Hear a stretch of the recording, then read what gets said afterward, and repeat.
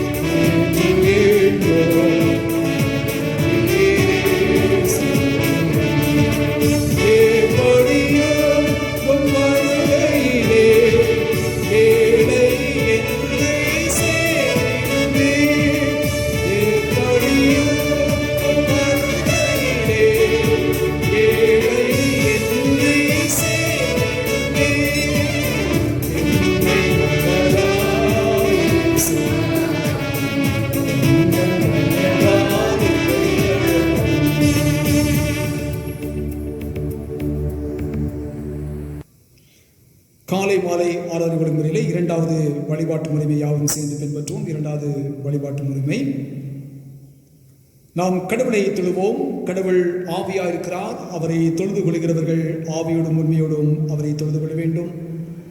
நம்முடைய பிதாவாகிய கடவுளாலும் கர்த்தராகிய இயேசு கிறிஸ்துவினாலும் உங்களுக்கு கிருபையும் சமாதானமும் உண்டாவதாக. இது கர்த்தர் உண்டு பண்ணின நாள், இதனை களி கூர்ந்து மகிழ கடவோம். சூரியன் உதிக்கும் திசை தொடங்கி அது அஸ்தமிக்கும் திசை மட்டும் கர்த்தருடைய நாமம் துதிக்கப்படுவதாக.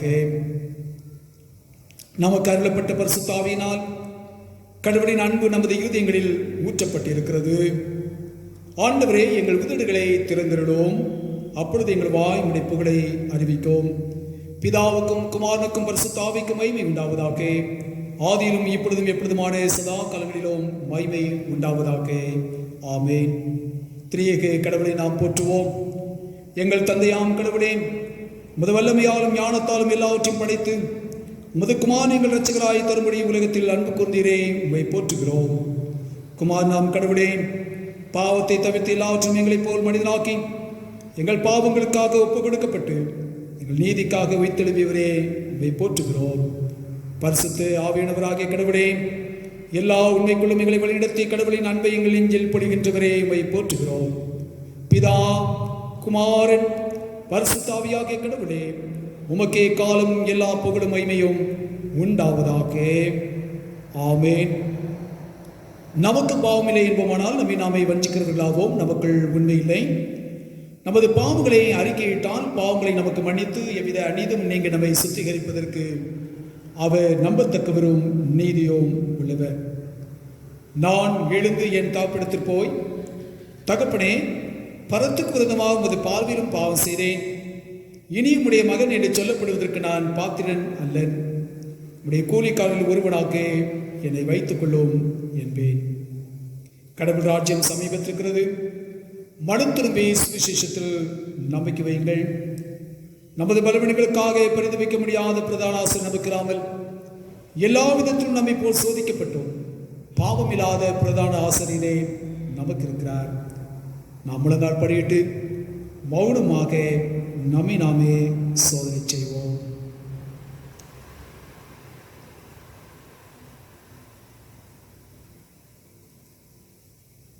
சர்வ வல்லமையுள்ள கடவுளிடத்தில் நாம் நமது பாவங்களை தாழ்மையுடன் அறிக்கை செய்வதற்கு உதவியாக முதலாவது பாவத்திற்கு ஜெபத்தை யாவும் சேர்ந்து பின்பற்றுவோம். சர்வ வல்லமை மிகுந்த இரக்கமுள்ள பிதாவே, தப்பிப்போன ஆடுகளைப் போல நாங்கள் உடைய வழிகளை விட்டு வழிவி அலைந்து போனோம். எங்கள் இருதயத்தின் யோசனைகளுக்கும் விருப்பங்களுக்கும் மிகவும் இணங்கி நடந்தோம். பரிசுத்த கற்பனைகளுக்கு விரோதமாய் குற்றம் செய்தோம். செய்யத்தக்கவைகளை செய்யாமல் செய்யத்தகாதவைகளை செய்து வந்தோம். எங்களுக்கு சுகமே இல்லை. ஆனாலும் ஆண்டவரே, தேவரீர் எங்கள் ஆண்டவராக இயேசு கிறிஸ்துவின் மூலமாய் மனிதர்களுக்கு அருளி செய்த வாக்கு தத்துவங்களின்படியே பாக்கியமுள்ள குற்றவாளிகளாய் எங்களுக்கு இறங்கும். தப்பிதங்களை அறிக்கையிடுகிற எங்கள் மேல் பொறுமையாயிரும். பாவத்தின் நிமித்தம் துக்கப்படுகிற எங்களை சீர்படுத்தும். மிகவும் இரக்கமுள்ள பிதாவே, உடைய பரிசுத்த நாமத்துக்கு மகிமை உண்டாகும்படி நாங்கள் இனி தேவ பக்தியும் நீதியும் தெளிந்த புத்தி உணர்வுகளாய் நடந்து வர இயேசு கிறிஸ்துவின் நிமித்தம் எங்களுக்கு கிருபை செய்துள்ளோம். ஆமென். சர்வ வல்லமை மிகுந்த இரக்கமுள்ள ஆண்டவர் மன்னிப்பையும் பாவ நிவர்த்தியும் உங்களுக்கு கட்டளையிட்டவர்களை வாழ்க்கையை சீர்படுத்துவதற்கான காலத்தையும் தமது பரிசுத்தாவின் கிருபையும் தேற்றதையும் தந்தல்வராக. ஆமென். ஆண்டவரை துதிங்கள். ஆண்டவர் நாமம் துதிக்கப்படுவதாக. நாம் அனைவரும் சேர்ந்து 100ஆம் சங்கீதத்தை சொல்லுவோம். சங்கீதம் 100. பூமியின் குடிகளே, எல்லாரும் கர்த்தரை கெம்பீரமாய் பாடுங்கள். மகிழ்ச்சியோடே கர்த்தருக்கு ஆராதனை செய்து ஆனந்த சத்தத்தோடே அவர் சந்நிதி முன் வாருங்கள். கர்த்தரே தேவன் என்று அறியுங்கள். நாம் அல்ல, அவரே நம்மை உண்டாக்கினார். நாம் அவர் ஜனங்களும் அவர் மேய்ச்சலின் ஆடுகளுமாயிருக்கிறோம். அவர் வாசல்களில் துதியோடும் அவர் பிரகாரங்கள் புகழ்ச்சியோடும் பிரவேசித்து அவரை துதித்து அவருடைய நாமத்தை ஸ்தோத்திரியுங்கள். கர்த்தர் நல்லவர், அவருடைய கிருபை என்றைக்கும் அவருடைய உண்மை தலைமுறை தலைமுறைக்கும் உள்ளது. பிதாவுக்கும் குமாரனுக்கும் பரிசுத்த ஆவிக்கும் மகிமை உண்டாவதாக. ஆதியிலும் இப்பொழுதும் எப்பொழுதுமான சதா காலங்களிலும் மகிமை உண்டாவதாக. ஆமென். ஜெபம் செய்வோம்.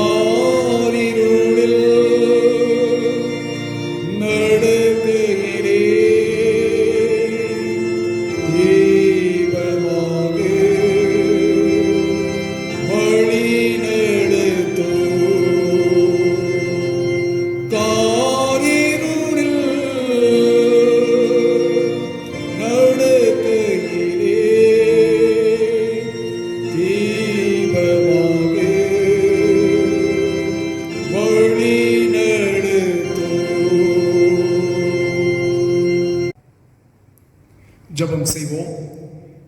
எங்களை நேசித்து எங்களை பராமரித்து வழிநடத்தி வருகின்ற எங்கள் அன்புள்ள ஆண்டவரே, கிருபையாக கொடுக்கப்பட்ட இந்த மனமகிழ்ச்சியான மாதத்தின் முதல் நாளுக்காக உங்களுக்கு நன்றி செலுத்துகின்றோம். ஆண்டவரே, இந்த பகல் பொழுதிலே உங்களுடைய சமூகத்தை நோக்கி நாங்கள் கடந்து வந்து உடைய வார்த்தைகளை தியானிக்கும்படியாக நீர் எங்களுக்கு கொடுத்திருக்கிற வாக்கியத்திற்காக சாக்கியத்திற்காக உங்களுக்கு நன்றி செலுத்துகிறோம் சுவாமி. ஆண்டவரே, நீர் இந்த நாளிலே எங்களோடு கூட உருவாடும், எங்களோடு கூட பேசும். உடைய மெல்லிய சத்தத்தை நாங்கள் கேட்டு உங்களுடைய வார்த்தைகளுக்கு நாங்கள் செவிசாய்த்து நடப்பதற்கு எங்களுக்கு பெருத்தார். அடிமை முழுதுமாக மறைத்து நீர் ஒருவர் மாத்திரமே மகிமையாக வெளிப்படும் இறைமகன் இயேசு கிறிஸ்துவின் இன்ப நாமத்தில் வேண்டிக் கொள்கின்றோம் எங்கள் பரலோக பிதாவே, ஆமென். கிறிஸ்துக்குள் அன்பான திருச்சபையின் பிள்ளைகளே, ஆண்டவராக இயேசு கிறிஸ்துவின் இனிய நாமத்தில் உங்களுடைய கிருபையும் சமாதானம் உண்டாவதாக என்று சொல்லி உங்களை அன்போடு கூட நான் வாழ்த்துகின்றேன். சிறப்பாக இந்த புதிய மாதத்திலே நாம் பிரவேசிக்கத்தக்கதாக தேவன் நமக்கு கிருபை பாராட்டிருக்கிறார். அவர் கொடுத்த ஆசீர்வாதங்கள், நன்மைகள் இவைகள் எல்லாவற்றையும் நாம் நினைவில் கொண்டு நாம் ஆண்டவருக்கு நாம் நன்றி சொல்வதற்காக நாம் அழைக்கப்பட்டவர்களாக இருக்கின்றோம். அதுவும் சிறப்பாக நமக்கு வழிபாட்டு தலங்களிலே நாம் வந்து ஆண்டவரை ஆராதிப்பதற்கு நமக்கு கடினப்பாடுகள் காணப்பட்டாலும் நாம் இருக்கின்ற இடங்களிலிருந்து நாம் ஆண்டவரை மீண்டுமாக ஆராதிப்பதற்கும் அவரை தொழுகை செய்வதற்கும் தேவன் பாராட்டின கிருபைகளுக்காக நாம் ஆண்டவருக்கு நாம் நன்றி சொல்ல நாம் அழைக்கப்பட்டிருக்கிறோம். எத்தனையோ மக்களுக்கு இப்படிப்பட்ட பாக்கியங்கள் கிடைக்காமல் இருக்கின்ற சூழல்கள் இருக்கிறது. ஆனால் தேவன் இந்த நாட்களிலே நமக்கு அப்படிப்பட்ட ஒரு பாக்கியத்தை ஆண்டவர் கொடுத்தபடினாலே நாம் ஆண்டவருக்கு நாம் நன்றி சொல்ல நாம் அழைக்கப்பட்டுள்ளா இருக்கிறோம். இந்த மாதத்தின் முதல் நாளில் பிரவேசித்திருக்க நம் அனைவருக்கும் ஒரு எதிர்பார்ப்பு இருக்கும். எப்படிப்பட்ட எதிர்பார்ப்பு? இந்த மாதத்தின் நாட்களிலே தேவன் நமக்கு கொடுக்கின்ற வார்த்தைகள் என்ன, அந்த வார்த்தைகளிலே தேவன் நமக்கு வைத்திருக்கிறதான ஆசீர்வாதங்கள் என்ன, நன்மைகள் என்ன என்பதை நாம் அறிந்து கொள்வதற்கு ஒரு வாஞ்சை நமக்குள் இருக்கும், ஆவல் நமக்கு இருக்கும். அந்த வாஞ்சையோடு ஆவலோடு கூட நாம் காத்திருக்கின்றோம். அது நல்லதுதான். ஆனால் ஆண்டவர் சொல்கின்ற காரியங்களை நாம் எவ்வளவாக நாம் பின்பற்றி நடக்கின்றோம் என்பதை நாம் சற்று சீர்தூக்கி பார்க்க நாம் அழைக்கப்பட்டிருக்கின்றோம். ஆசீர்வாதத்தை ஒவ்வொரு மாதத்தின் நாட்களிலும் ஒவ்வொரு நாட்களும் தேவன் நமக்கு கிருபையாக கொடுத்து கொண்டு தான் வருகின்றார். ஆசீர்வாதத்தை நாம் பெற்றுக்கொண்டுதான் இருக்கின்றோம். ஆனால் பெற்றுக்கொள்கின்றதான ஆசீர்வாதத்திற்கு ஏற்ற தகுதி உள்ள பாத்திரங்களாக நாம் இந்த உலகத்தில் வாழ்ந்து கொண்டிருக்கின்றோமா என்பதை நாம் அநேக சமயத்தில் மறந்து விடுகின்றோம். ஆனால் இந்த நாட்களிலே நாம் அதிபதியமாக நாம் அதை குறித்து நாம் சிந்திக்க நாம் அழைக்கப்பட்டுள்ளதாக இருக்கின்றோம். அதுக்கு முன்பதாக நான் உங்களுக்கு செய்திக்குள்ளாய் கடந்து செல்வதற்கு முன்பதாக திருமுறையிலிருந்து ஒரு பகுதியை வாசிக்கிறேன், கவனமாய் கேளுங்கள். ஏசாயா தீர்க்கதரிசியுடைய புத்தகம் 43வது அதிகாரம் வசனங்கள் 1-12 வரைக்கும் இருக்கின்ற பகுதியை வாசிக்கிறேன். ஏசாயா 43வது அதிகாரம் 1ஆம் வசனம் துவங்கி 12ஆம் வசனம் வரைக்குமாக இருக்கின்ற பகுதி. இப்போதும் யாக்கோபே, உன்னை சிருஷ்டித்தவரும் இஸ்ரவேலை உன்னை உருவாக்கினவருமாகிய கர்த்தர் சொல்கிறதாவது, பயப்படாதே, உன்னை மீட்டுக் கொண்டேன், உன்னை பேர் சொல்லி அழைத்தேன், நீ என்னுடையவன். நீ தண்ணீர்களை கடக்கும்போது நான் உன்னோடு இருப்பேன், நீ ஆறுகளை கடக்கும்போது அவைகள் உன்மேல் புரளுவதில்லை. நீ அக்கினியில் நடக்கும்போது வேகாதிருப்பாய், அக்கினி ஜுவாலை உன் பேரில் பற்றாது. நான் இஸ்ரவேலின் பரிசுத்தரும் உன் இரட்சகருமாயிருக்கிற உன் தேவனாய் கர்த்தர். உன்னை மீட்கும் பொருளாக எகிப்தையும் உனக்கு ஈடாக எத்தியோப்பியாவையும் சேபாவையும் கொடுத்தேன். நீ என் பார்வைக்கு அருமையானபடியினால் கனம் பெற்றார். நானும் உன்னை சிநேகித்தேன், அதனால் உனக்கு பதிலாக மனுஷர்களையும் உன் ஜீவனுக்கு ஈடாக ஜனங்களையும் கொடுப்பேன். பயப்படாதே, நான் உன்னோடு இருக்கிறேன். நான் உன் சந்ததியை கிழக்கிலிருந்து வரப்பண்ணி உன்னை மேற்கிலும் இருந்து கூட்டிச் சேர்ப்பேன். நான் வடக்கை நோக்கி கொடு என்றும் தெற்கை நோக்கி வைத்திராதே என்றும் சொல்லி, தூரத்திலிருந்து என் குமாரரையும் பூமியின் கடையாந்திரத்திலிருந்து என் குமார்த்தைகளையும் நான் என் மகிமைக்கென்று சிருஷ்டித்து உருவாக்கி படைத்து என் நாமம் தரிக்கப்பட்ட யாவரையும் கொண்டு வா என்பேன். கண்களிலிருந்தும் குருடராயிருக்கிற ஜனத்தையும் காதுகளிலிருந்தும் செவ்வாயிருக்கிறவர்களையும் புறப்பட்டு வரப்பண்ணுங்கள். சகல ஜாதிகளும் ஏகமாய் சேர்ந்து கொண்டு சகல ஜனங்களும் கூடி வரட்டும். இதை அறிவித்து முந்தி சம்பவிப்பவைகளை நமக்கு தெரிவிக்கிறவன் யார்? கேட்டு மெய்யென்று சொல்லக்கூடும்படிக்கு அவர்கள் தங்கள் சாட்சிகளை கொண்டு வந்து யதார்த்தவான்களாய் விளங்கட்டும். நானே அவரென்று நீங்கள் உணர்ந்து என்னை அறிந்து விசுவாசிக்கும்படிக்கு நீங்களும் நான் தெரிந்து கொண்ட என் தாசனும் எனக்கு சாட்சிகளாயிருக்கிறீர்கள் என்று கர்த்தர் சொல்லுகிறார். எனக்கு முன் ஏற்பட்ட தேவன் இல்லை, எனக்கு பின் இருப்பதும் இல்லை. நானே கர்த்தர், என்னை அல்லாமல் இரட்சகர் இல்லை. நானே அறிவித்து ரட்சித்து விளங்க பண்ணினேன். உங்களில் இப்படி செய்யத்தக்க அந்நிய தேவன் இல்லை. நானே தேவன் என்பதற்கு நீங்கள் எனக்கு சாட்சிகள் என்று கர்த்தர் சொல்கிறார். கிறிஸ்துக்குள் அன்பான தேவனுடைய பிள்ளைகளே, வாசி கேட்ட இந்த அருமையான வேத பகுதியிலே முதல் வசனத்தை அடித்தளமாய் கொண்டு நான் உங்களிடத்தில் சில காரியங்களை உங்களோடு கூட பகிர்ந்து கொள்ள நான் விரும்புகின்றேன். முதல் வசனம் சொல்கிறது, ஏசாயா தீர்க்கதரிசியுடைய புத்தகம் 43வது அதிகாரம் முதல் வசனம் சொல்கிறது, இப்போதும் யாக்கோபே, உன்னை சிருஷ்டித்தவரும் இஸ்ரவேலை உன்னை உருவாக்கினவருமாகிய கர்த்தர் சொல்கிறதாவது, பயப்படாதே, உன்னை மீட்டுக் கொண்டேன், உன்னை பேர் சொல்லி அழைத்தேன், நீ என்னுடையவன். பயப்படாதே, உன்னை மீட்டுக் கொண்டேன், உன்னை பேர் சொல்லி அழைத்தேன், நீ என்னுடையவன். இந்த ஏசாயா தீர்க்கதரிசியுடைய புத்தகம் 43வது அதிகாரத்தை நாம் 3 பகுதிகளாக நாம் பிரித்து பார்க்க வேண்டும். முதல் பகுதி இஸ்ரவேலரை தன்னுடைய வாக்கு தத்தங்களினாலே ஆற்றுகின்ற ஆண்டவராக இருக்கிறார் என்பதை வெளிப்படுத்துகின்ற ஒரு பகுதி. இரண்டாவது பகுதி என்னவென்று சொன்னால், பாபிலோனுடைய அழிவு முன்னுரைக்கப்படுகிறது. எப்படி அந்த அழிவு வரப்போகிறது என்பதை குறித்து முன்னுரைக்கப்படுகின்ற ஒரு பகுதியாக இடம்பெற்றிருக்கிறது. மூன்றாவது பகுதி தேவ மக்களுடைய மீட்பை பற்றி அவர்களுக்கு நினைவூட்டுகின்ற ஒரு பகுதியாக அமையப்பட்டிருக்கிறது. நல்ல இந்த 43வது அதிகாரம் மிகவும் ஒரு சிறப்பான ஒரு அதிகாரம். இந்த அதிகாரத்தை குறித்து சொல்கின்ற பொழுது இதை மீட்கின்றவர், மீட்பர் இருக்கின்றார் என்ற அந்த ஒரு சிந்தனையை தான் இந்த 43வது அதிகாரம் நமக்கு தெளிவாக சுட்டி காட்டுவதாக இருக்கின்றது. அதிலே நாம் முதல் பகுதியிலே அந்த முதல் வசனத்தை மாத்திரம் நான் உங்களோடு கூட சில காரியத்தை நான் பகிர்ந்து கொள்ள நான் விரும்புகின்றேன்.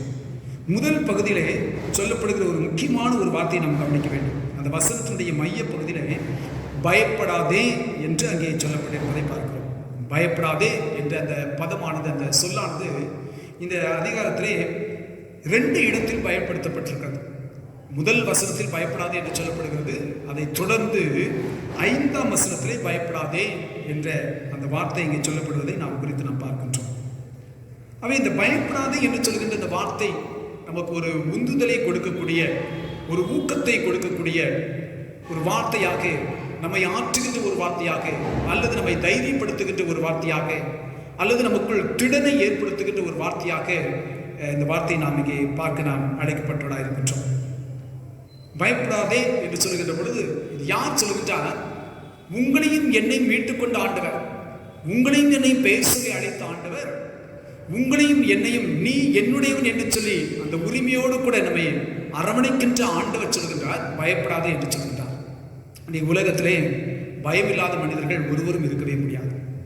இன்றைக்கு இருக்கின்ற சூழல்களை நாம் பார்க்கின்ற பொழுது நமக்குள் எதிர்காலத்தை குறித்த ஒரு பயம் நமக்குள் இருக்கத்தான் செய்கிறது. இப்படியே எவ்வளவு காலங்கள் இந்த ஊரடங்கு நீட்டிக்கப்பட போகிறது, எவ்வளவு காலங்கள் நம்முடைய பணியினுடைய சுமைகள் சுமத்தப்பட போகிறது, அல்லது நம்முடைய பிள்ளைகளுடைய எதிர்காலங்கள் எப்படிப்பட்ட எதிர்காலங்களாக இருக்கும், நம்முடைய பிள்ளைகளுடைய படிப்பின் காரியங்கள் எப்படிப்பட்ட படிப்பின் காரியங்களாக அமையப் போகிறது என்பதை குறித்து ஒரு எதிர்காலத்தினுடைய வாழ்க்கை குறித்ததான ஒரு எதிர்பார்ப்பு நமக்குள் இருக்கிறபடினாலே அந்த எதிர்பார்ப்புகளை குறித்ததான ஒரு அச்ச உணர்வு நமக்குள் இருக்கத்தான் செய்யும். இந்த பயம் என்பது எப்படி நமக்குள் வருகிறது என்று சொன்னால், நம்முடைய வாழ்க்கை சூழலை நாம் சார்ந்திருக்கின்றோமே, அந்த வாழ்க்கை சூழலை அடித்தளமாய் கொண்டுதான் பயம் என்பது நமக்குள் வருகின்றது. அவை பயம் எதற்காக வருகிறது என்று நாம் சற்று திருமுறையை உள்நோக்கி நாம் பார்க்கின்ற பொழுது 3 காரியத்தை நான் உங்களிடத்தில் நான் வைக்க விரும்புகிறேன். முதலாவது காரியம், பிரமாணத்தை நாம் மீறுகின்றபடியினாலும் நம்முடைய கீழ்ப்படியாமையினாலே நமக்கு பயம் நமக்குள் வருகிறது. ஒரு மனிதனுக்கு எப்போது பயம் வருகிறது என்று சொன்னால், கடவுளுடைய பிரமாணத்தை அவன் எப்பொழுது விட்டு விலகுகின்றானோ, கடவுளுடைய வார்த்தைகளுக்கு செவிகொடாதபடிக்கு தன்னுடைய செவிகளை மந்த செவிகளாக மாற்றிவிடுகின்றானோ, அப்பொழுது அவனுடைய உள்ளத்திற்குள்ளாக அவனை அறியாமலே பயம் அவனுக்குள் வருகிறது. ஆதியாகமம் புத்தகம் 3வது அதிகாரம் 8வது வசனம் 10வது வசனத்தை நீங்கள் வாசித்து பார்க்கின்ற ஆதி பெற்றோர்கள் செய்த காரியம் என்னவென்று சொல்லி நாம் நன்கு அறிந்திருக்கிறோம். கடவுள் சொன்ன வார்த்தைகளை அவர்கள் என்ன செய்யவில்லை, கேட்டார்கள். கேட்டதன்படி அவர்கள் நடக்கவில்லை. அவர்களிடத்தில் கீழ்ப்படியாமை காணப்பட்டது. அந்த கீழ்ப்படியாமை நிமித்தமாக ஒவ்வொரு நாளும் தேவனோடு கூட அவர்கள் சஞ்சரித்துக் கொண்டிருக்கிறவர்கள், தேவன் உலாவிக் கொண்டிருக்கின்றதை உணர்கின்றவர்கள், தேவனுடைய சத்தத்தை கேட்கின்றவர்கள், தோட்டத்தில் சத்தத்தை கேட்கின்றவர்கள்.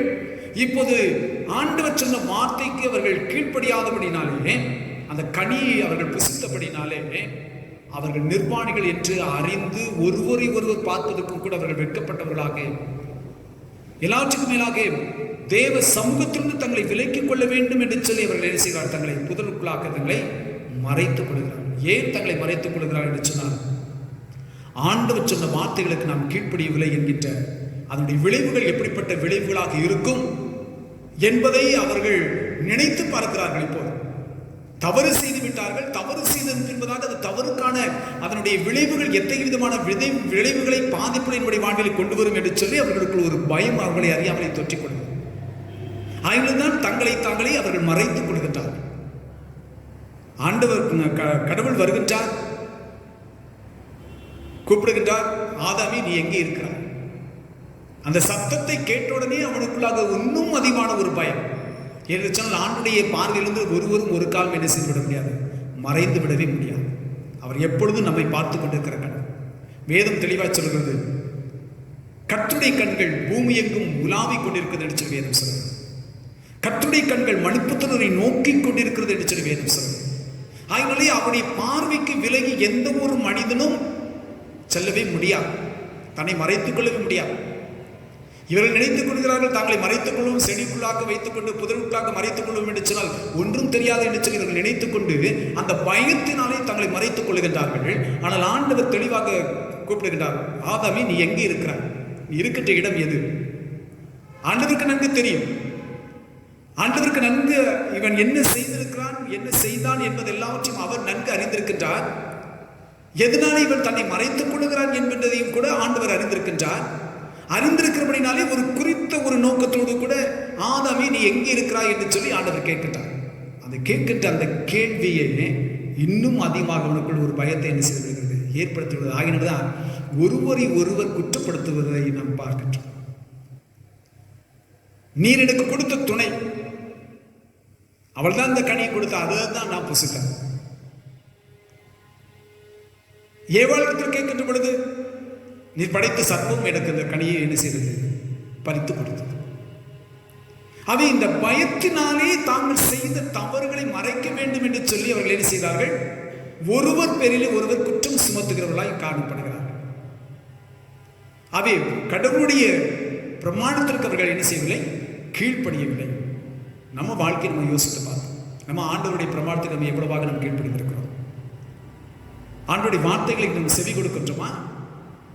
இதை செய்ய என்றால் செய்கின்றோமா? இதை செய்யக்கூடாது என்று சொன்னால் அதை செய்யாமல் நம்ம விட்டு விடுகின்றோமா? விலகி சென்று விடுகின்றோமா? நம்ம யோசித்து பார்த்தோம். ஆனால் ஆதி பெற்றோர்கள் செய்த அதே தவறை இன்றைக்கும் நீங்கள் நாம் என்ன செய்து கொண்டிருக்கிறோம்? தொடர்ந்து அதைத்தான் நாம் செய்து கொண்டிருக்கின்றோம். அப்படி செயல்படுகின்ற பொழுதுதான் நமக்குள் பயம் ஏற்பட்டு விடுகிறது. கடவுள் என்ன செய்து கொள்கிறாரோ, என்ன தண்டனை கொடுப்பாரோ என்கின்ற பயம் நமக்குள் வருகின்றது. அவை பயம், ஒரு மனிதனுக்குள்ளாய் பயம் வருவதற்கு முதல் காரணம் என்ன சொன்னால், தேவ பிரமாணத்தை அவன் என்ன செய்கிறான், மீறுகின்றான். கீழ்ப்படியாமை அவனுக்குள் வருகின்றபடினால் தான் அவனுக்குள் பயம் என்பது அவனுக்கு தோற்றிக்கொள்கிறது. இரண்டாவது காரியம் என்ன சொன்னால், தீமை செய்வதனால் பயம் வருகிறது. பிறருக்கு நான் தீமை செய்து விட்டேன் என்று சொன்னால், தீமையை அனுபவித்துக் கொண்டிருப்பதன் மூலமாக, அவனுடைய சமூகத்தின் மூலமாக தனக்கு என்னென்ன விளைவுகள் வரும் என்கின்ற ஒரு பயம் அவனுக்குள்ளாக என்ன செய்ததும் தொற்றிக்கொள்ளும். பிறருக்கு நாம் தீமை செய்யக்கூடாது. ஆண்டவர் சொல்கிற காரியம் என்ன, நன்மை செய்யறதுதான் ஆண்டவர் சொல்லியிருக்கிறார். ஆனால் நம்முடைய வாழ்வை நாம் சற்று யோசித்து பார்ப்போம். நாம் எந்த அளவிற்கு நாம் பிறருக்கு நன்மை செய்கிறோம் இருக்கின்றோம். வாழ்க்கை காலங்கள் இவ்வளவு காலங்களை நாம் கடந்து வந்துவிட்டோம். கடந்து வந்த பாதைகள் எல்லாவற்றையும் நாம் நினைத்து பார்க்கின்ற பொழுது, நான் எவ்வளவாக நான் நன்மை செய்திருக்கிறேன், எவ்வளவாக பிறருக்கு நான் தீமை செய்திருக்கிறேன், தீங்கு நான் நினைத்திருக்கிறேன் என்று நாம் அதை நாம் ஆராய்ந்து பார்ப்போம் என்று சொன்னால், நாம் நன்மை செய்வதை காட்டிலும் தீமையைத்தான் அதிகமாக நாம் செய்திருக்கிறோம். ஆகினால் தான் நமக்குள்ளாக ஒரு பயம் ஏற்பட்டு விடுகிறது. இங்கே வேதம் சொல்கிறது, ரோமர்கள் நிருபம் 13வது அதிகாரம் 4வது வசனத்தை பார்க்கின்ற பொழுது பவுல் விதமாய் சொல்கிறார், நீ தீமை செய்தால் பயந்திரு, பட்டயத்தை அவன் விருதாவாய் பிடித்திருக்கவில்லை. உனக்கு விரோதமாய் பட்டயம் வைக்கப்பட்டிருக்கிறது என்று சொன்னால் நீ தீமை செய்திருக்கிறார். நீ தீமை செய்திருப்பதினாலே உனக்குள் அந்த பயம் உனக்குள் தொற்றிக்கொள்ளும். கிறிஸ்துக்கள் தேவனுடைய பிள்ளைகளே, நமக்குள் பயம் வருவதற்கு காரணம், முதல் காரணம் அவருடைய பிரமாணத்திற்கு கீழ்ப்படியாமல் அவருடைய பிரமாணத்தை விட்டு விலகி செல்வதனாலே பயம் வருகிறது. இரண்டாவது காரணம் என்ன சொன்னால் தீமை செய்து கொண்டிருப்பதனாலே பயம் நமக்குள் வருகின்றது. மூன்றாவது காரியம் என்ன சொன்னால் அவிசுவாசம் அவநம்பிக்கையும் நமக்கு பயத்தை என்ன செய்வது வாழ்விலை கொண்டு வருகின்றது. மத்திய நட்சத்திரம் 8வது அதிகாரம் 23வது வசனத்திலிருந்து 25வது வசனம் வரையிலாக இருக்கிற பகுதியிலே சீஷர்கள் இயேசு கிறிஸ்துவோடு கூட படகிலே பயணித்துக் கொண்டிருக்கிறார்கள். திடீரென்று சொல்லி புயல் எழுப்புகின்றது. இயேசு கிறிஸ்து அவர் நித்திரை செய்து கொண்டிருக்கின்றார். நித்திரை செய்து கொண்டிருக்கின்ற பொழுது கிறிஸ்து தன்னோடு கூட இருக்கின்றார் என்கின்ற அந்த நம்பிக்கை கூட சீஷர்களுக்கு இல்லை. படகு ஆனது அங்குமிங்குமாக அலசடிப்படுகின்றது. கடலை பார்க்கின்றார்கள், புயலை பார்க்கின்றார்கள், காற்றின் வேகத்தை பார்க்கின்றார்கள், படகினுடைய அசைவுகளை பார்க்கின்றார்கள். பார்த்து கொண்டு அதைத்தான் அவர்கள் என்ன செய்து கொண்டிருக்கிறார்கள். சிந்தனைகள் எல்லாம் நோக்கமாயிருக்கிறது. என்ன எப்படி நடக்குமோ, என்ன விளைவுகள் ஏற்பட போகிறது, நாம் தப்பிக்க முடியுமா, நாம் பிழைக்க முடியுமா என்கின்ற ஒரு சந்தேக உணர்வுகள் அவர்களுக்கு அதிகமாக எழுப்புகிறது. அந்த சந்தேக உணர்வுகள் நிமித்தமாக இயேசுவை அவர்கள் பார்ப்பதற்கு பதிலாக அவர்கள் என்ன செய்தார்கள், கடலை பார்க்கின்றார்கள், படகை பார்க்கின்றார்கள், காற்றை உணர்கின்றார்கள், வேகத்தை உணர்கின்றார்கள். ஆண்டவரை போய் தட்டி எழுப்புகின்றார்கள். ஐயரை, நாங்கள் மடிந்து போவது நமக்கு கவலை இல்லையா? ஆண்டவருக்கே ஒரு புதிய ஒரு பாடத்தை கற்றுக் கொடுப்பது போல, அவர் ஏதோ கவலையற்றவர் போல இருப்பது போல நம்ம சில சமயத்தில் நம்ம கூட அப்படித்தான் நினைக்கின்றோம். ஏதாவது துயரங்கள் துன்பங்கள் நமக்கு வருகின்ற பொழுது ஆண்டவர் என்ன பார்க்கலையா, ஆண்டவருக்கு கண் இல்லையா, ஆண்டவருக்கு காது இல்லையா, நான் இவ்வளவு கஷ்டப்பட்டு இருக்கேன், இவ்வளவு துன்பம் அனுபவிச்சுட்டு இருக்கிறேனே, ஆண்டவர் எனக்கு ஏன் பதில் கொடுக்கல? இந்த சீஷர்கள் அன்றைக்கு எப்படி அவர்கள் பேசிக் கொண்டார்களோ அதை போலத்தான் நம்முடைய வாழ்வில் கூட அநேக சந்தர்ப்பங்களை சூழ்நிலையில் நாம் அப்படித்தான் பேசிக் கொண்டிருக்கின்றோம். ஆனால் ஆண்டவர் செய்த காரியம் அற்ப விசுவாசம். அவரை கடிந்து விழுகின்றார். கடிந்து கொண்டதற்கு என்பதாக காற்றை என்ன செய்கின்றார், அதட்டுகின்றார். காற்றானது அமைதல் பெறுகிறது. கொந்தளித்த கடல் என்ன செய்கிறது, அமைதியை பெறுகின்றது. அவை அந்த மனிதர்களுக்காக, அந்த சீஷர்களுக்காக ஏன் பயம் வந்தது என்று சொன்னால், கடலை பார்க்கிறார்கள். பார்க்க வேண்டியவர்களை பாராதபடிக்கு, தேட வேண்டியவர்களை அவர்கள் தேடாதபடிக்கு, எவைகள் நமக்கு தேவையில்லையோ அவைகளை தேடுகின்றார்கள், அவைகளை பார்க்கின்றார்கள். இன்னைக்கு நம்ம வாழ்க்கையில் கூட நம்ம அப்படித்தான் இருக்கிறோம். நம்ம கடவுளை நோக்கி பார்ப்பதற்கு பதிலாக உலகத்தை பார்க்கின்றோம், உலகத்தில் உள்ளவர்களை பார்க்கின்றோம், உலகத்தில் உள்ளவர்களிடத்தில் இருக்கக்கூடிய பலத்தை பார்க்கின்றோம், ஞானத்தை பார்க்கின்றோம், அறிவை பார்க்கின்றோம். அவர்கள் எங்களுக்கு உதவி செய்வார்கள், அவர்கள் எங்களுக்கு பலப்படுத்துவார்கள், அவர்கள் எங்களை பாதுகாத்துக் கொள்வார்கள். இப்படித்தான் பார்த்துக் கொண்டிருக்கும். அப்படின்னாலே ஒரு சமயத்தில் அவர்கள் நம்மை கைவிட்டு விடுகின்ற பொழுது நமக்குள் திகைப்பும் பயமும் கலக்கமும் ஏற்பட்டு விடுகிறது. அவை பயம் ஏற்படுவதற்கு காரணம் திருமறை நமக்கு தெளிவாய் காட்டுகிறது. 3 காரியங்கள். 1, பிரமாணத்தை மீறுவதனாலும் கீழ்ப்படியாமையினாலே பயம் நமக்குள் வருகின்றது. 2வதாக நாம் பிறருக்கு தீமை செய்வதனாலே பயம் நமக்குள் வருகின்றது. 3வதாக கடவுள் பேரிலே இருக்கின்ற விசுவாசம் குறைந்து போகின்ற பொழுது, அவிசுவாசமாக மாறுகின்ற பொழுது, அற்ப விசுவாசமாக அவன் நம்பிக்கையாய் மாறுகின்ற பொழுது நமக்குள் பயம் ஏற்பட்டு விடுகிறது. இப்படிப்பட்ட சூழ்நிலைகளிலே ஆண்டவர் சொல்கின்றார், பயப்படாதே என்று ஆண்டவர் சொல்கிறார். யாருக்கு சொல்லப்படுகிறது? இஸ்ரவேல் ஜனங்களுக்கு சொல்கிறார். இப்போதும் யாக்கோபே, உன்னை சிருஷ்டித்தவரும் இஸ்ரவேலை உன்னை உருவாக்கினவராய் கர்த்தர் சொல்கிறதாவது. இஸ்ரவேலின் யாக்கோபை பார்த்து ஆண்டவர் சொல்கின்றார், நீ பயப்பட வேண்டாம். நீ ஏன் பயப்பட வேண்டாம் என்று சொன்னால், நான் உன்னை என்ன செய்திருக்கிறேன், மீட்டுக் கொண்டிருக்கிறேன். நான் உன்னுடைய மீட்பராக இருக்கின்றேன். நான் உன்னை மீட்பதற்காக எதையும் நான் கொடுப்பதற்கு நான் ஆயத்தமுள்ளவனாக இருக்கிறேன். அந்த 43வது அதிகாரத்திலே வாசித்து பார்க்கின்ற பொழுது 3வது வசனம் சொல்லுகிறது பாருங்க.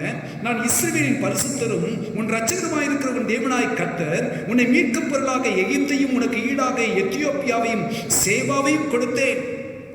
இவைகளெல்லாம் உச்சிதமாக இருக்கிறது. அவைகள் எல்லாவற்றும் உனக்காக, உன்னை மீட்பதற்காக நான் கிரயமாக நான் கொடுத்திருக்கிறேன். ஒரு பொருளை மீட்க வேண்டும் என்று சொன்னால் அந்த பொருளுக்குரியதான அந்த கிரயத்தை நாம் கண்டிப்பாக நான் செய்ய வேண்டும், செலுத்தித்தான் ஆகிறேன். அந்த கிரயம் செலுத்தப்படுகிறது. நான் கிரயத்தை செலுத்தி நான் மீட்டுக் கொள்கின்றவனே.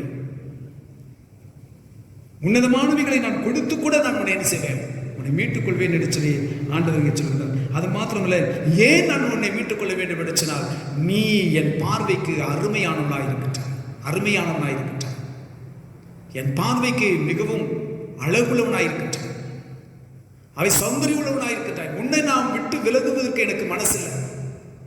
நீ ஒருவேளை என்னை விட்டு நீ விலகி போயிடலாம், நீ என்னை கைவிட்டுட்டு போயிடலாம். ஆனா நான் உன்னை விடுவதற்கு எனக்கு மனசு இல்லை. ஏன்னா நீ எனக்கு அருமையானவன், அருமையானவன். அதனாலதான் ஆண்டவர் என்ன சொல்றார், நீ பயப்படாத, நான் உன்னை என்ன செய்திருக்கிறேன், மீட்டு இருக்கின்றேன் என்று சொல்கிறார். அது மாத்திரமல்ல, உன்னை பேர் சொல்லி நான் அழைத்திருக்கிறேன் என்று சொல்கிறார். நான் உன்னை பேர் சொல்லி அழைக்கின்றேன். நம் ஆண்டவர் நம் ஒவ்வொருவரையும் பேர் சொல்லி அழைக்கின்றவர். பேசுறது எப்படி, நம்ம யார் அடுத்தவங்க நம்ம எப்போ பேர் சொல்லி அழைப்போம்? ஒன்று நம்முடைய வயதிற்கு ஒத்த நிலையில் ஈக்குவல் ஏஜ் இருக்கிறவங்கள பேசுகிற நிச்சயம் அழைப்போம். இல்லை என்றால் ரொம்ப நெருக்கமான நட்பினாலே நம்ம என்ன செய்வோம், ஒருத்தர் பேர் சொல்லி அழைப்போம். இல்லை என்றால் நம்முடைய குடும்பத்துக்குள்ள இருக்காங்கன்னு சொன்னால் அண்ணன், தம்பி, தங்கச்சி, அக்கா, இவங்களுக்குள்ள என்ன செய்கின்றோம், பேர் சொல்லி நம்ம என்ன செய்கிறோம், அழைக்கின்றோம். காரணம் என்ன விடுச்சுனால் அவர்களுக்கும் நமக்கும் இருக்கின்ற ஒரு உரிமை, ஒரு அன்பு, ஒரு பாச பிணைப்பு. இங்கே ஆண்டவர் சொல்கிறார், நான் உன்னை பேர் சொல்லி அழைக்கின்றேன். அப்படி என்று சொன்னால் இஸ்ரவேலே, யாக்கோபே என்று சொல்வதற்கு காரணம் என்று சொன்னால் உன்னை நான் அருமையானவன், அருமையானவன் என்று சொல்லி காண்பதோடு மாத்திரமல்ல, நான் உன்னை பேர் சொல்லி அழைப்பதற்கு எனக்கு உரிமை இருக்கிறது. ஏன் சொன்னால் உன்னை சிருஷ்டித்தவர் நானே என்றால் அந்த முதல் வசனம் சொல்ல 43வது அதிகாரம் முதல் வசனம் முதல் பகுதி சொல்லுகிறது. இப்போதும் யாக்கோபே, உன்னை சிருஷ்டித்தவரும் இஸ்ரவேலை உன்னை உருவாக்கினவருமாகிய கர்த்தர் சொல்லுகிறதாவது, நான் உன்னை படைத்திருக்கின்றேன், நான் உன்னை உருவாக்கி வைத்திருக்கிறேன். ஆகினாலே உன்னை பேர் சொல்லி அழைப்பதற்கு எனக்கு என்ன இருக்கிறது, உரிமை இருக்கிறது. ஆகினால் நான் உன்னை என்ன செய்திருக்கிறேன், பேர் சொல்லி நான் உன்னை அழைத்தேன் என்று சொல்லி ஆண்டவர் சொல்கிறார். அது மாத்திரமல்ல, நீ எனக்கு சொந்தமானவனாக இருக்கிற, என்னுடையவன் என்று சொன்னால் நீ எனக்கு எப்படிப்பட்டவனாக இருக்கிறார், சுதந்திர விதமாக இருக்கிறார், எனக்கு சொந்தமானவனாக இருக்கின்றார். எப்படி நீ சொந்தமாக்கப்பட்டிருக்கிறாய், நான் உனக்கு என்று கிரயத்தை செலுத்தி நான் உன்னை என்ன செய்திருக்கிறேன், மீட்டு கொண்டு வந்தபடினாலே நீ எனக்கு சொந்தமானவன் என்று சொல்கிறார். இஸ்ரவேல் ஜனங்கள் கர்த்தராலே என்ன செய்யப்பட்டார்கள், தெரிவு செய்யப்பட்ட ஜனங்களாக, சொந்த ஜனங்களாக அவர்கள் என்ன செய்யப்பட்டார்கள், அழைக்கப்பட்டார்கள். இன்றைக்கு உங்களையும் என்னையும் கூட ஆண்டவர் அப்படித்தான் அழைத்திருக்கிறார். என்றைக்கு நாம் ஆண்டவராகிய கிறிஸ்துவ நாமத்தின் பேரிலே ஞானஸ்நானம் பெற்று அவருடைய மந்தையிலே நாம் இணைக்கப்பட்டிருக்கின்றோமோ, இணைக்கப்பட்ட நாள் முதற்கொண்டு அவருடைய பிள்ளைகள், அவருக்கு சொந்தமானவர்கள். அந்த ஞானஸ்நானத்தின் மூலமாக நமக்கு முத்திரை கொடுக்கப்படுகிறது. எப்படிப்பட்ட முத்திரை, அவருக்கு சொந்தமானவர்கள் என்ற முத்திரை நமக்கு கொடுக்கப்படுகிறது. இஸ்ரவேல் ஜனங்களையும் யாக்கோபையும் பார்த்து ஆண்டவர் சொல்கிறார், நீ என்னுடையவன் என்று சொல்கிறார், சொந்தமுள்ள ஜனம் என்று சொல்கிறார். உங்களையும் என்னை பார்த்து ஆண்டவர் இப்படித்தான் சொல்றார். ஆகவே நீ என்ன செய்ய வேண்டாம், பயப்பட வேண்டாம். நான் உன்னை மீட்டு வைத்திருக்கிறேன், உன்னை பேர் சொல்லி நான் அழைத்திருக்கிறேன், நீ எனக்கு சொந்தமான ஜனமாயிருப்பதனாலே நீ பயப்பட வேண்டாம் என்று சொல்வதை பார்க்கின்றோம். அது மாத்திரமல்ல, வாழ்வின் பயணங்களிலே ஆசீர்வாதத்தை ஆண்டவர் நமக்கு கொடுக்கிறவராக இருக்கின்றார். ஆதியாகமம் புத்தகம் 12வது அதிகாரம் 1ஆம் வசனம் 4வது வசனம் வரை இருக்கிற பகுதியிலே ஆண்டவர் ஆபிரகாமுக்கு ஆசீர்வாதத்தினுடைய வாக்குத்தத்தங்களை கொடுக்கின்றார். அதனுடைய வாழ்க்கையிலே அவர் பூர்ணமாக நிறைவேற்றிக் கொடுக்கின்றார். ஆதியாகமம் 26வது அதிகாரம் 12வது வசனத்தை வாசித்து பார்க்கின்ற பொழுதும், ஈசாக்கு கேராருக்கு போகின்றான், கர்த்தர் அங்கேயும் அவனை என்ன செய்கின்றார், ஆசீர்வதிக்கின்றார்.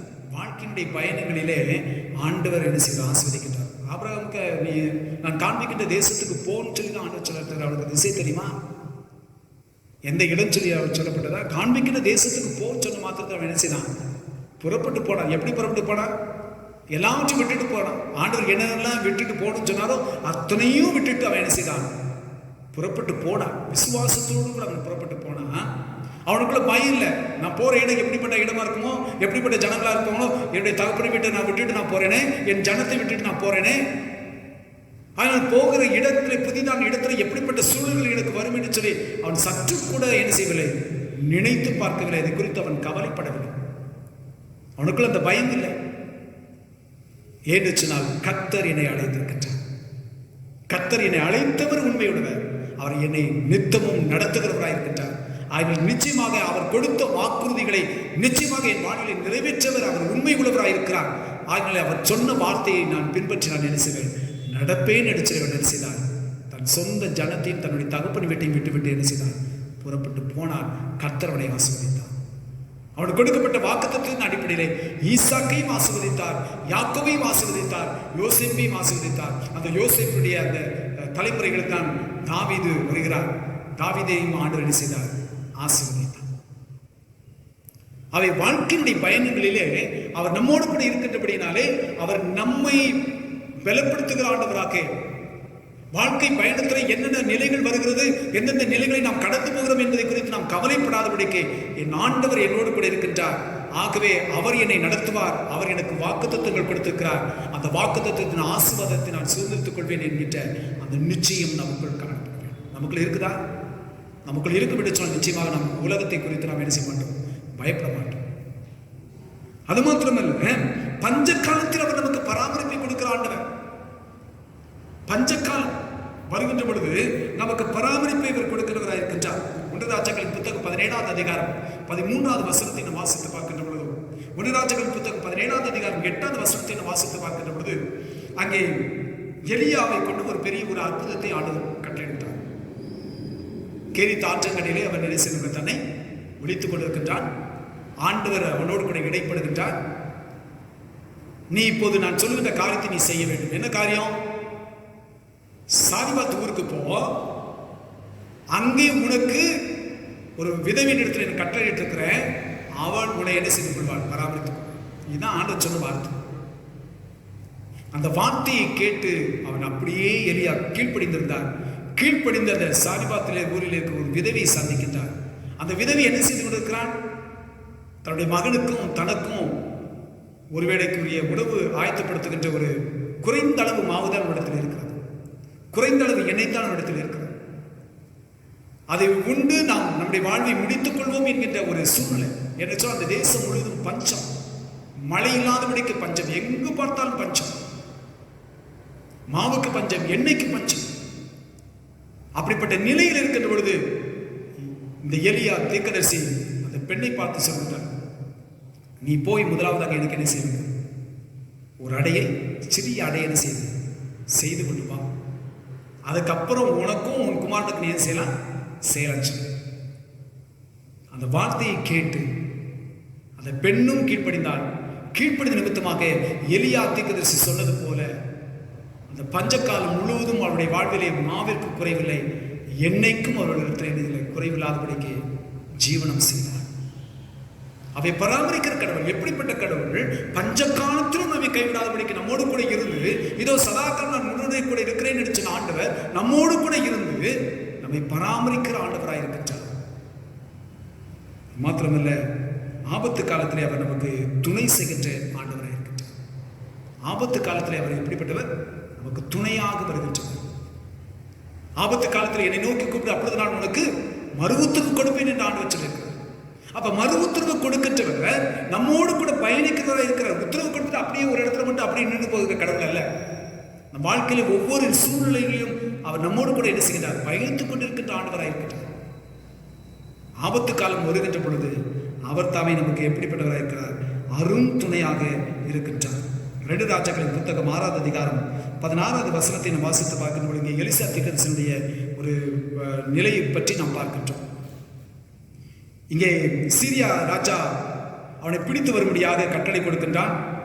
ரதங்களும் குதிரை வீரர்களுமாக சேர்ந்து ஒரு பெரிய சேனையானது அங்கே போகின்றது. இப்பொழுது இந்த எலிசா தீர்க்கதரிசியுடைய வேலைக்காரன் பார்க்கின்றான். தீர்க்கதரிசி சொல்லுகின்றான், இவ்வளவு பெரிய சேனை நம்ம வந்திருக்கிறதே.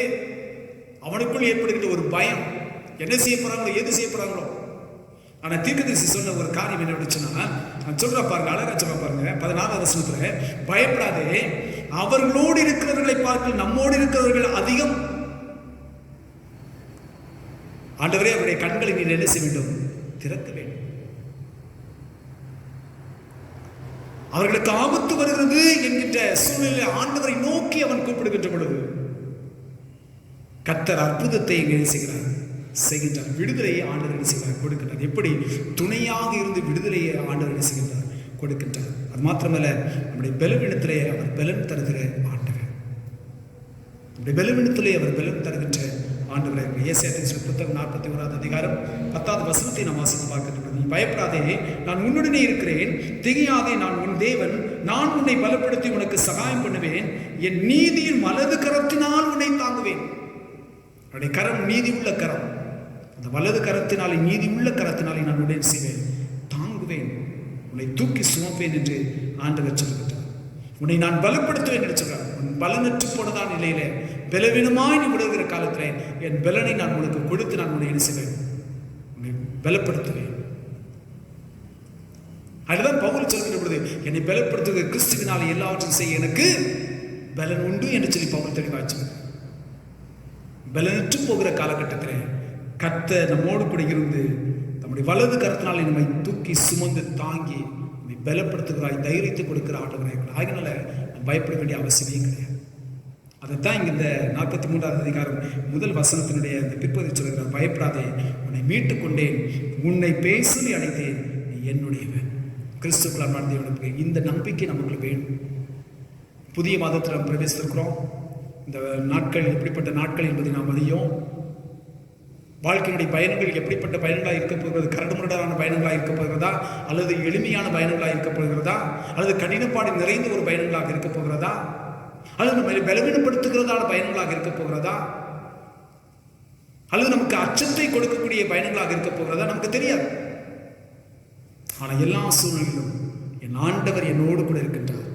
பேசொல்லி அழைத்த ஆண்டவர் என்னோடு கூட இருக்கின்றார். மீட்டுக்கொண்டே நினைச்ச ஆண்டவர் என்னோடு கூட இருக்கின்றார்.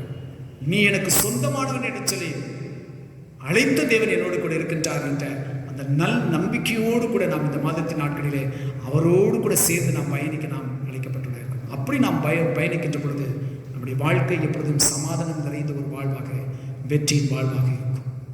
கிறிஸ்துவின் தேவன் பிள்ளைகளே, ஒருவேளை நம்முடைய வாழ்வை குறித்து நமக்கு பயம் இருக்க விட்டுச்சுன்னா பயத்தெல்லாம் கலைந்து போட்டோம். ஆண்டவர் நம்மோடு கூட இருக்கின்றார். நம்முடைய பயத்தை எல்லாவற்றையும் நீக்கி நம்மை தைரியப்படுத்தி, நம்மை உற்சாகப்படுத்தி, நம்மை தேற்றி ஆற்றி பலப்படுத்தி நம்மை நடத்துகிற நம்மோடு கூட இருக்கின்றார் என்ற அந்த நல் நம்பிக்கையோடு கூட நம்மளோடு கூட நாம் சேர்ந்து செய்வோம், பயணிப்போம். தேவன் தாம் இந்த திருவார்த்தைகளை ஆசிரியர் தருவதாக. ஆமாம். தலைகளை தாழ்த்தி நாம் ஜெபம் செய்வோம். நேசிக்கிறீர்கள் அன்பு நிறைந்த ஆண்டவரே, நீர் கொடுத்த நம்முடைய வார்த்தைகளுக்கு நமக்கு நன்றி செலுத்துகின்றோம் சுவாமி. ஆண்டவரை, நாங்கள் அநேக காரியங்களை குறித்து எங்களுடைய வாழ்வில் நாங்கள் பயப்படுகின்றோம், திகைக்கின்றோம், கலங்குகின்றோம், புலம்புகின்றோம், வேதனைப்படுகின்றோம். இந்த காரியங்கள் எப்படி நடந்துவிடுமோ என்றெல்லாம் நாங்கள் அச்சப்படுகின்றோம் சுவாமி. அப்படிப்பட்ட நிலைகளிலே ஆண்டவரே, நீர் எங்களுக்கு கொடுத்த நம்முடைய பலப்படுத்துகின்ற வார்த்தைகளுக்கான நமக்கு நன்றி செலுத்துகிறோம் சுவாமி. பயப்படாதே என்று சொல்லிக்கிறப்பா ஆண்டவரை, நாங்கள் உம்மாலை மீட்கப்பட்டிருக்கின்றோம், உம்மாலை பெயர் சொல்லி நாங்கள் அழைக்கப்பட்டிருக்கிறோம், உங்கள் சொந்தமான ஜனங்களாக நாங்கள் அழைக்கப்பட்டிருக்கிறோம் என்பதை நாங்கள் எப்பொழுதும் எங்களுடைய சிந்தையில் வைத்தவர்களாக உண்மையை நாங்கள் நோக்கி பார்த்து பிரகாசமடைய எங்களுக்கு உதவி செய்யும் சுவாமி. இந்த மாதத்தின் நாட்கள் முழுவதும் நீர் எங்களோடு கூட பயணிக்கின்ற ஆண்டவர் என்ற நல்லநம்பிக்கையிலும் விசுவாசத்திலும் இந்த அடிச்சுகளை பின்பற்றி நடக்க எங்களுக்கு பலன்தார். துதி கடமை மேலாம் நாங்கள் செலுத்துகின்ற இப்போ இயேசு கிறிஸ்துவின் வழியாக வேண்டிக் கொள்கின்றவைகள் பரலோக பிதாவே, ஆமென். நாம் அனைவரும் சேர்ந்து நம்முடைய விசுவாசத்தினை அப்போஸ்தலர் விசுவாச பிரமாணத்தின் மூலமாக நாம் அறிக்கை செய்வோம். வானத்தையும் பூமியும் படைத்து சர்வவல்லமை பிதாவாகிய தேவனை விசுவாசிக்கிறேன். அவருடைய ஒரே குமாரன் என்னுடைய நாதர் இயேசு கிறிஸ்துவை விசுவாசிக்கிறேன். அவர் பரிசுத்த ஆவியினாலே கனிமெடுத்து உற்பத்தி பிறந்தார். பொந்து பிலாத்துவின் காலத்தில் பாடுபட்டு சிலுவையில் அறைந்து மரித்து அடைப்படப்பட்டு பாதாளத்தில் இறங்கினார். 3ஆம் நாள் மரித்தோடு எழுந்தருளினார். பரலோகத்துக்கு ஏறி சர்வவல்லமை பிதாவாகிய தேவனுடைய வலதுபார்சத்தில் வீற்றிருக்கிறார். அவிடத்து உயிரோடு மற்றும் நியாயத்திற்கு வருவார். பரிசுத்தாய் விசுவாசிக்கிறேன். பொதுவாய்க்கு பரிசுவையும் பரிசுனுடைய ஐக்கியமும் பாவமணிப்பும் சரீரம் வைத்துள்ளது நித்திய ஜீவனம் கொண்டது விசுவாசிக்கிறேன். ஆமென். ஜெபம் செய்வோம். கர்த்தர்களோடு இருப்பராக, அவர் உமது ஆவியோடு இருப்பராக. கர்த்தாவே எங்களுக்கு இறங்கும், கிறிஸ்துவே எங்களுக்கு இறங்கும். கர்த்தாவே எங்களுக்கு இறங்கும். பரமனில் இருக்கிற எங்கள் பிதாவே, உடைய நாமம் பரிசுத்தப்படுவதாக, உடைய ராட்சியம் வருவதாக, உடைய சித்தம் மரணத்திலே செய்யப்படுவது போல பூமியிலையும் செய்யப்படுவதாக. அன்றனுள்ள அப்பத்தை எங்களுக்கு இன்றுதான், எங்களுக்கு விரோதமாய் குற்றம் செய்வதற்கு நாங்கள் மன்னிக்கிறது போல எங்கள் குற்றங்களை எங்களுக்கு மன்னியும். எங்களை சோதனைக்கு பிரவேசிக்க பண்ணாமல் தீமையை எங்களை ரட்சித்துக் கொள்ளும். ராஜ்யமும் வல்லமையும் மகிமையும் என்றழைக்கவும் உம்முடையவைகளே. ஆமென். ஆண்டவரே, உமது இரக்கத்தை எங்களுக்கு காண்பியும், ரட்சிப்பை எங்களுக்கு அருள் செய்யும்.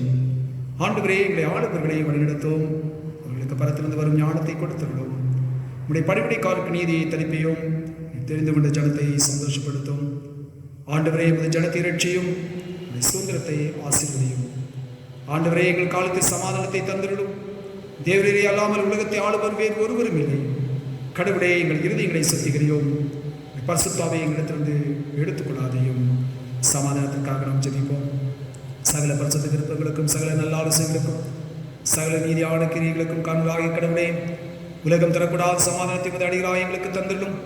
நாங்கள் உமது கற்பனைகளுக்கு கீழ்ப்படி நடக்குமான உற்சாகங்களாக இருந்து சத்துக்கள் பயமில்லாமல் இம்மாறி காக்கப்பட்டு ஆறுதலோடும் அமைதியோடும் எங்கள் ஜீவகாலத்தை போக்குவதற்கு இரட்சகர் இயேசு கிறிஸ்துவின் புண்ணியங்கள் நிமித்தம் கிருபை செய்துள்ளோம்.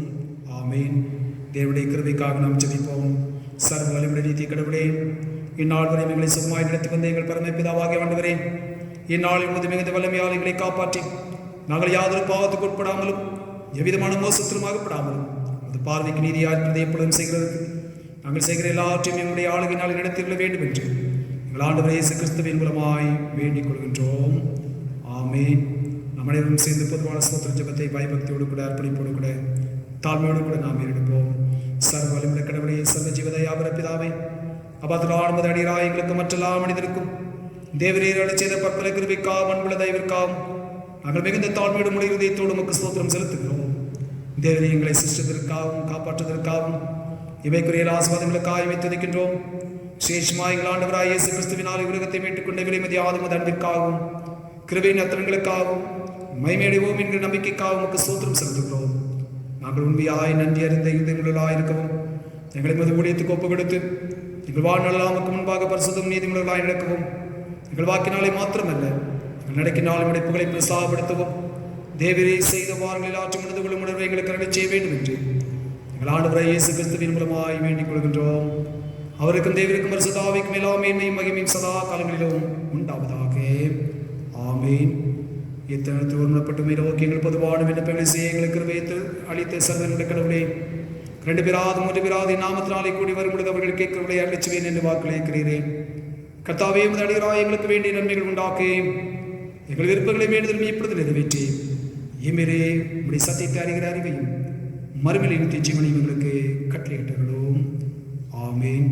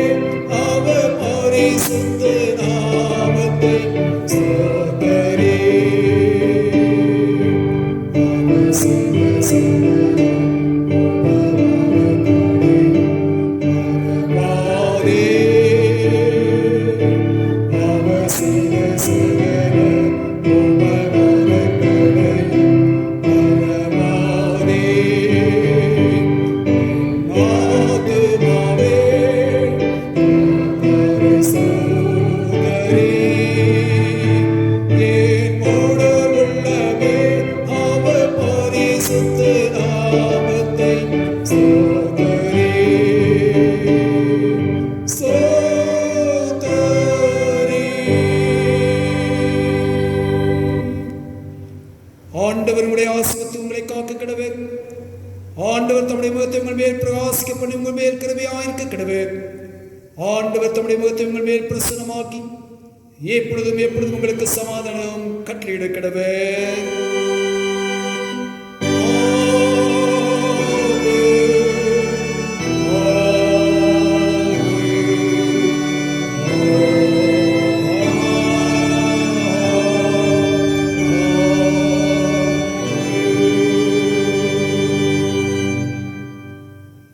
God bless you.